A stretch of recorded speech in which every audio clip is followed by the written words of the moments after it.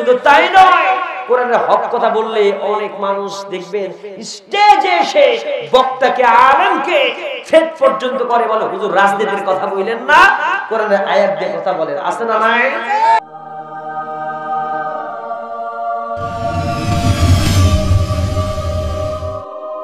কিছু মানুষ কোরআনের হক কথা শুনলে পরে গায়ে জ্বলে যায়। কেমন তারা? তাদের অবস্থা কি কোরআন বলছে। আল্লাহ রাব্বুল আলামিন জানিয়ে وَإِذَا تُتْلَى عَلَيْهِمْ آيَاتُنَا بَيِّنَاتٍ تَعْرِفُ فِي وُجُوهِ الَّذِينَ كَفَرُوا الْمُنكَرَ يَكَادُونَ يَسْطُونَ بِالَّذِينَ يَتْلُونَ عَلَيْهِمْ آيَاتِنَا। যখন কাফেরদের সামনে কোরআনুল কারীমের হক কথা বলা হয়, কোরআন তেলাওয়াত করা হয়, সেই সময় দেখবেন তাদের অন্তরটা যেন জ্বলে পুড়ে ছারখার হয়ে যায়, কলিজা যেন জ্বলে যাচ্ছে। তখন যেন তারা মনে করে মনে বড় জ্বালা রে এই পাঞ্জাবিওয়ালা। আছে না নাই? ওরা যেন বলে মনে বড় জ্বালা, পাঞ্জাবিওয়ালার এই দেশটা খাইলো। আছে না?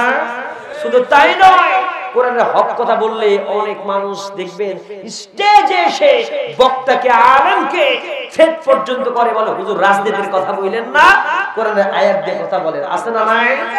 এই কোরআনে রাজনীতি আছে না নাই? এই কোরআনুল কারীমের মা ফাররাতা ফিল কিতাবি মিন শাইই, পৃথিবীতে এমন কোন বিষয় নাই যেই বিষয় এই কোরআনুল কারীমে আল্লাহ ইনক্লুড করেন নাই। কথা বলে না কেন? এইজন্য এই কিতাবে সব আছে, টয়লেট থেকে শুরু করে বঙ্গভবন পর্যন্ত সমস্ত রুলস নিয়ম কানুন সবকিছু এই কোরআনে আছে না নাই? কিন্তু এই কোরআনুল কারীমের হক কথা বলার পরে যারা আলেমকে থ্রেট করতে আসছে, বক্তাকে হুমকি দেয়, হামলা করে, মামলা করে, আমরা বলতে চাই এরা দেখতে মুসলমানদের মতো নামাজি হতে পারে, হাজী সাহেব হতে পারে, কিন্তু কার্যক্রমে পাক্কা আবু জেহেলের দালাল। যারা কথা বলেন ঠিক কিনা?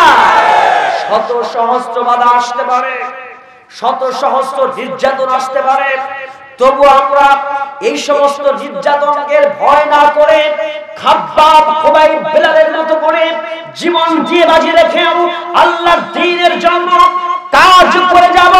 কারা কারা এই মাগুরা অঞ্চলের সেই সমস্ত ভাইদের দোকান হাত আল্লাহর সামনে দেখিয়ে দেয়। আসুক না যত বাধা, যত ঝড় সাইক্লোন, কথা কান ঠিক না? আসুক না যত বাধা, যত ঝড় সাইক্লোন, রাসূলের পথে মোরা চলবই, এ জীবন বাজি রেখে দিনের নিশান মোরা বাংলার আকাশে উড়াবই। রাজি আছেন না নাই? মোরা কামানের মুখোমুখি দাঁড়িয়ে আল্লাহু আকবার বলবো, যত বাধা, যত ঝড় সাইক্লোন, রাসূলের পথে মোরা চলবই, এ জীবন বাজি রেখে দিনের নিশান মোরা বাংলার আকাশে উড়াবই। জোরে বলেন ঠিক কিনা? আমাদের দেখে বহে জিহাদি রক্ত, প্রাণে প্রাণে বিপ্লবী ঝংকার, তাকবীর তাকবীর বাতিলের মসনদ, কত ভেঙে করেছি যে চুরমার, কত ভেঙে করেছি যে চুরমার। ঠিক না? এই শির অবনত আল্লাহর কাছে শুধু নয়, কোন তাগুদের কাছে, সবুজে কাফেলা নিয়ে যাব জানি একদিন মকসুদ মঞ্জিলে পৌঁছে, মকসুদ মঞ্জিলে পৌঁছে। আমাদের ছোট হৃদয়ে রাসূলের প্রেম ছবি আঁকবো, আসুক না যত বাধা, যত ঝড় সাইক্লোন, রাসূলের পথে মোরা চলবই, এ জীবন বাজি রেখে দিনের নিশান মোরা বাংলার আকাশে উড়াবই। রাজি আছেন? কারা কারা দোকান হাতকে দেখায় দেওয়া যায়? লিল্লাহি তাকবীর। আল কোরআনের আলো, আল হাদিসের আলো, ও দুনিয়ার মুসলিম, নারে তাকবীর। জোরে জোরে কল আলহামদুলিল্লাহ। শেষ পর্যন্ত না থেকে দোয়ার আগে যাবে, কারা কারা দোকান হাত দেখায় দেয়?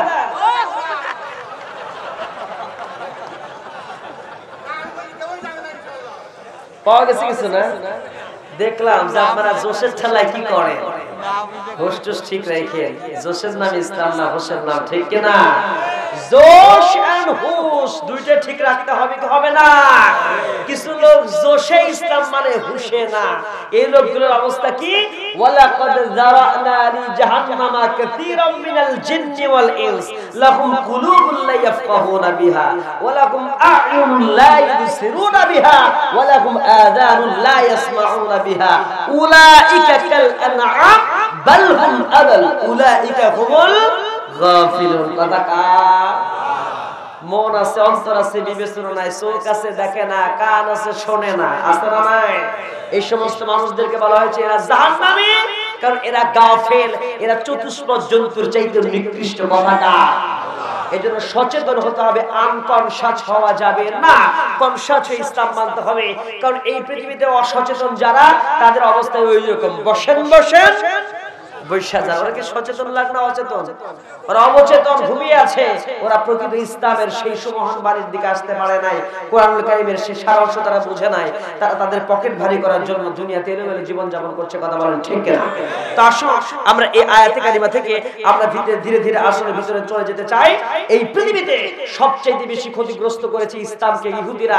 এখনো চক্রান্ত চলছে ইহুদিদের। সেই ইহুদিদের চক্রান্ত নিয়ে আমি আয়াতে কারিমা, অনেকগুলো আয়াত, 3-4টি আয়াতে কারিমা রয়েছে। আসুন এখান থেকে আমরা ধীরে ধীরে আলোচনার ভিতরে প্রবেশ করি। আসুন আমরা জেনে নিই। সবাই বলেন আউযু বিল্লাহি মিনাশ শাইতানির রাজীম বিসমিল্লাহির রাহমানির রাহিম ইয়া আইয়ুহাল্লাযীনা আমানু لا تتخذوا الكافرين أولياء من دون المؤمنين। ইয়াতে মাঝে আল্লাহ তাআলা সুন্দর করে বলছেন ইয়া আইয়ুহাল্লাযীনা আমানু, হে যারা ঈমান এনেছো, লা তাত্তাখিযুল কাফিরিনা আউলিয়া, তোমরা কি করো না কাফেরদেরকে তোমরা বন্ধু বানায়ো। লা তাত্তাখিযুল কাফিরিনা, কাফেরদেরকে তোমরা বানায়ো না আউলিয়া মানে বন্ধু, মিন দুনিল মুমিনিন, মুমিনদের পরিবর্তন করে মুমিনদেরকে বাদ দিয়ে কাফেরদেরকে বন্ধু বানায়ো না। সেই কথাটা বলেছেন কে?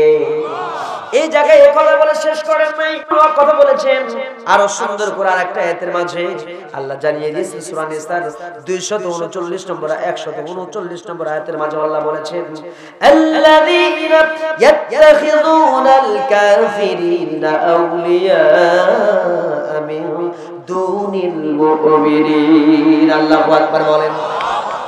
আল্লাহ বলেন আল্লাযীনা মানে যারা ইয়াত্তাখিযুনাল কাফিরিনা আউলিয়া মিন দুনিল মুমিনিন, মুমিনদের বাদ দিয়ে যারা কাফেরদেরকে বন্ধু বানায়, তারা কি চিন্তা করে এইটা যে কাফেররা তাদেরকে শক্তিশালী করবে, ক্ষমতা দান করবে?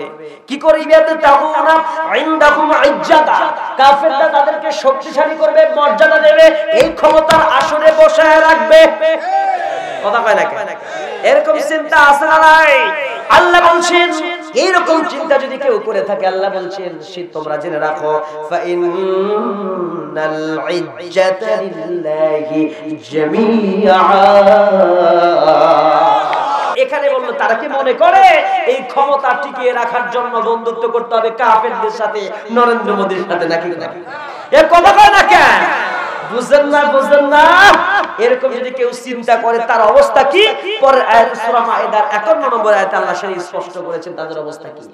আল্লাহ রাব্বুল আলামিন জানিয়ে দিলেন ইয়া আইয়ুহাল্লাযীনা আমানু লা তাত্তাখিযুল ইয়াহুদা ওয়ান নাসারা আউলিয়া বা'দুহুম আউলিয়া বা'দিন। আল্লাহু আকবার বলেন।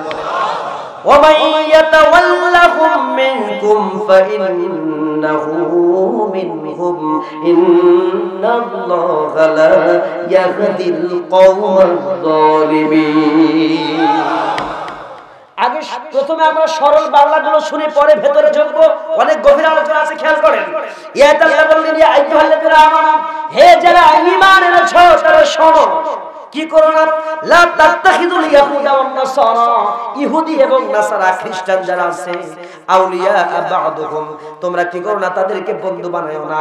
আউলিয়া বা'দুহুম আউলিয়া বা'দিন, তারা হলো একে অপরের বন্ধু। কাফেররা একে অপরের সব এক ঘাটেই পানি খায়, এক টেবিলে বসে চা খায়। এক কাফের আরেক কাফের বন্ধু, এক ইহুদি আরেক ইহুদির বন্ধুরা মুসলমানদের বন্ধু হতে পারে? কথাটা কার? আর যদি কেউ এই কাফেরদেরকে বন্ধু বানায় নেয়, ওয়ামান যে ব্যক্তি মানে যে ব্যক্তি ইয়াতাওয়াল্লাহুম মিনকুম ফাইন্নাহু, যদি এই লোকটা কোন ব্যক্তি ওই কাফেরদেরকে বন্ধু বানায়, তাহলে জেনে রাখো আসলে সে ওই কাফের দলের একজন অংশ, ওই কাফেরদেরই একজন ব্যক্তি হয়ে গেছে। কথা কার? কেউ যদি কাফেরের সাথে বন্ধুত্ব তৈরি করে, মনে প্রাণে ভালোবাসে, জেনে নিও ফাইন্নাহু মিনহুম, সে তাদের দলেরই একজন। ইন্নাল্লাহা লা ইয়াহদি কওমাজ যালিমিন, নিশ্চয় আল্লাহ কাফেরদের, যারা দুষ্কৃতিকারী, যারা হেদায়েত শূন্য, এই সমস্ত জালেম সম্প্রদায়ের অন্তরে কখনো হেদায়েত কখনোই ঢুকাবে না। যদিও সে রাতে তাহাজ্জুদ নামাজ পড়ুক, সকালবেলা নাকি তাসবিহ ছাড়া ঘুম থেকে ওঠে না, ফজর নামাজ পড়ে, আবার তলে তলে ওই নরেন্দ্র মোদীর সাথে বন্ধুত্ব করে।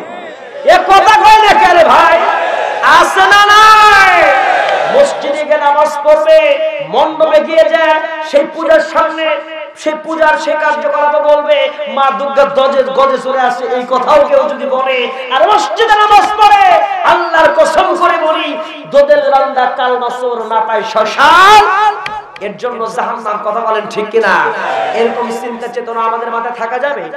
কথা বলেন, কোন মুসলমান এরকম চিন্তা করতে পারে?